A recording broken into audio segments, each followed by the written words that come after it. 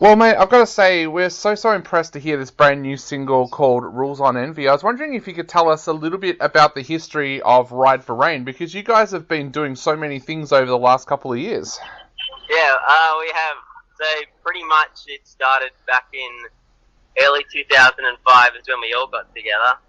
But prior to that, me and Goran, the other guitarist, were just like jamming through high school, like writing songs. Didn't really do much of it. And then 2015 came along. Tim, our drummer, also went to our high school. Started writing songs with him and thought it made sense to get the bassist, who is my brother, who's a bit younger. And and the rest is pretty much history. Yeah, so you guys have even been able to go across and tour in Japan. Tell us a little bit about what that was like going across to Japan and what the Japanese scene is like. Yeah, well, it pretty much started. I saw the booking agent R&R Tours, who'd done a few other like Australian sort of smaller punk bands, and I just like thought, why not? Like, what have I got to lose? I'll just shoot them an email, and they were keen to have us over, and yeah, that's how. And like the Japanese scene is like great. It's like they don't even like care if they know your band or not. They just want to go and like watch live music, and like every show we played was like went off. It was a lot of fun. Yeah. What was that like for you guys stepping out on stage in another country for the first time? Like, because we always hear that Aussie music fans are so different to music fans anywhere else in the world. Were you a little bit nervous about stepping out in front of Japanese fans for the first time? Yeah. Well, obviously we don't really know the language that well, so other than that, it was sweet. Like, we were a little bit nervous, just like in general going overseas, but it turned out like really well. Yep. Yeah.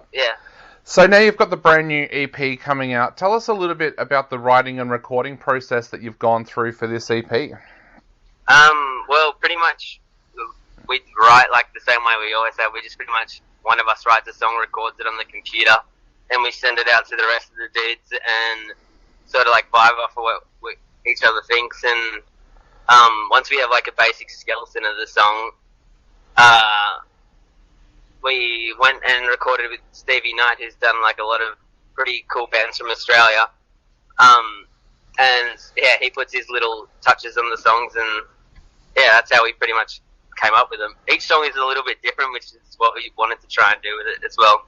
Yeah. So what kind of themes were inspiring you when you actually sat down to write? Was there like the world around us, or what kind of things were actually there and you found coming out in the lyrics?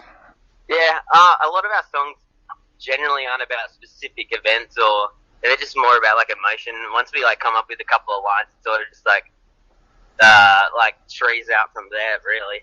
Yep. Yeah, like lyric-wise, music-wise, it's pretty much we just try and emulate what we hear, or like the artists we hear. Like, it always changes as well. It generally doesn't turn out like how like what we like wanted it to, but it's in a good way. Yeah. So, yeah. So tell us a little bit about working with Stevie. Like you said, he's worked with some pretty big bands here in Australia. How did you come to work with him, and what was he actually like to work with in the studio? Yeah, well, as a producer, he's probably like one of the most enthusiastic dudes I've like gotten to work with. So that was really cool. And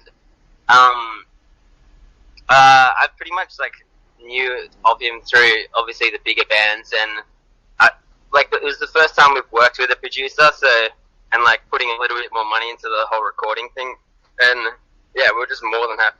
It just exceeded our expectations, so we definitely want to go back to and do some more stuff with him. So you said that was the first time working with a producer. For a lot of young bands out there, what would your advice be? Should they go out and try and work with a producer to start with, or do you think it's still okay to self-produce these days? I think it's really just whatever you want to do. But like, if you want a specific sort of sound, and you know that the producer can sort of capture that, then why not? But like, I'm always about the DIY stuff too. That's what we did for the first half of like Ride for Rain. Yeah. And yeah, like it's pretty much just like whatever works for the band. Yeah. What did you notice was the biggest difference working with a producer?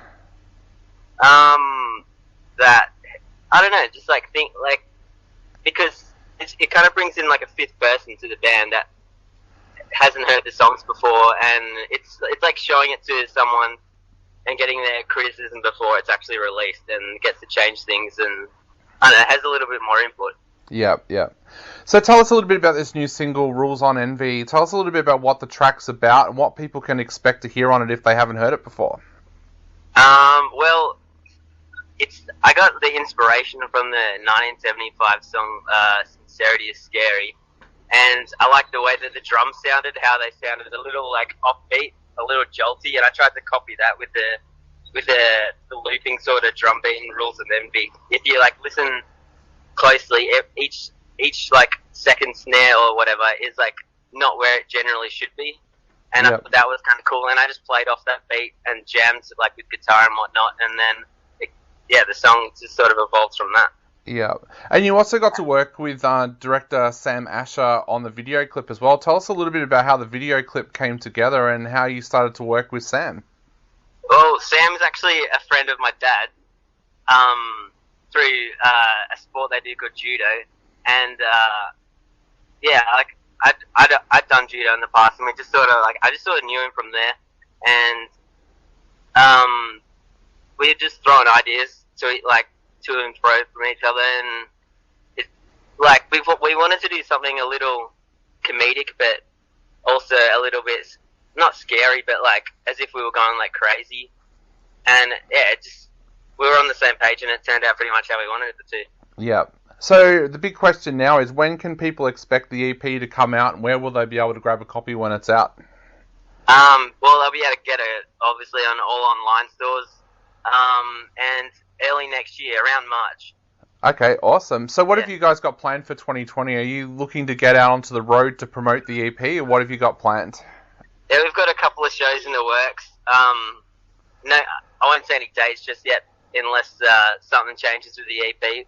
But other than that, we've got another song coming out early January, and then after that, we'll probably just release the EP, and yeah. Awesome. Well, mate, is there anything you'd like to say to our listeners out there before they go out and check out this brand new single? Just thanks for tuning in, and if you haven't checked out the song, please do. It means a lot. Awesome. Well, thank you so much, mate. It's been an absolute pleasure chatting to you, and hopefully we get to chat to you again in the future when the EP is about to come out. Yeah, you too, mate. Thanks, David. All right, mate. Have a great day. All right. See you, mate. Bye.